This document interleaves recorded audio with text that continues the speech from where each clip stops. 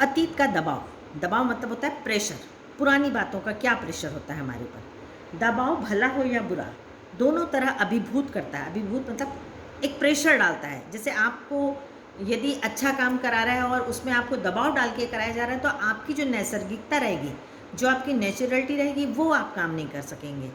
तो नेहरू जी भी यही कहते हैं कि दबाव किसी भी तरह का हो, वो हमें एक प्रकार का अभिभूत करता है।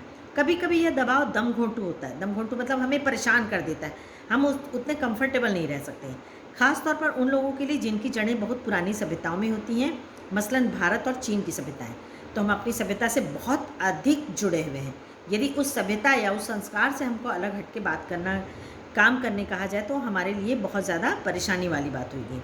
आखिर मेरी विरासत क्या है? नेहरू जी कहते हैं विरासत, विरासत किसे कहते हैं? जो हमें किसी रूप में मिली है। जैसे कि हमारी विरासत क्या है? भारत की भारतीय संस्कृति, एकता, अनेकता के बीच एकता है, ये हमारी विरासत है। तो मैं किन बातों का उत्तराधिकारी हूँ? उत्तराधिकारी किसको कहते हैं? जैसे एक राजा होता है, उसका बेटा उसका उत्तराधिकारी होता है, वो राज्य किसको मिलेगा? उसके बेटे को, तो वो उत्तराधिकारी कहलाता है। तो नेहरू जी कहते हैं कि मैं किन बातों का उत्तराधिकारी हूँ? क्या उन सब का जिसे मानवता ने दसियों हजारों साल के दौरान हासिल किया, उसकी विजयों के उल्लास का, उसकी पराजयों की दुखद यंत्रणा का, मानव के उन हैरत अंगेज साहसिक कार्यों का जिनकी शुरुआत युगों पहले से हुई और जो अब भी जारी है।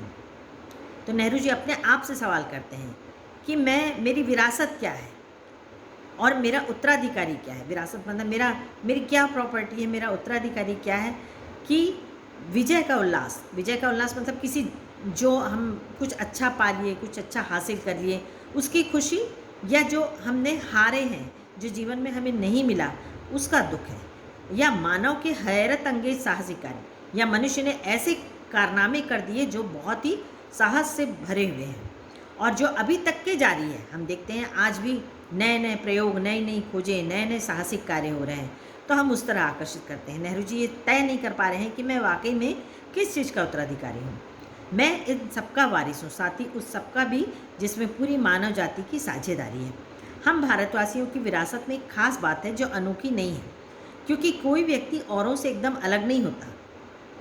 अलबत्ता एक बात हम लोगों पर विशेष रूप से लागू होती है, जो हमारे रक्त, मांस और अस्थियों में समाई है। अस्थियों मतलब हड्डियों में।